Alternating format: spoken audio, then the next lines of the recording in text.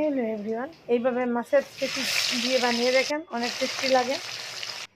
আমি পেঁয়াজ দিইনি, পেঁয়াজ ছাড়া করেছি। প্রথমে মাছগুলো হলুদ লবণ দিয়ে মেখে নিলাম, সরিষাটাও বেটে নিলাম, কড়াইতে রাঁধুনি দিয়ে দিলাম টমেটো কুচি, দিয়ে দিলাম কাঁচা লঙ্কা, দিয়ে দিলাম লবণ, তারপরে দিয়ে দিলাম হলুদের গুঁড়া, লঙ্কার গুঁড়া, দিয়ে ভালো করে কষে নেব। একটু জল দিয়ে ভালো করে কষে নিয়ে দিয়ে দেবো সরিষা বাটা দিয়েও কিছুক্ষণ কষে নিয়ে মাছগুলো ঢেলে দিয়ে জল দিয়ে দেবো,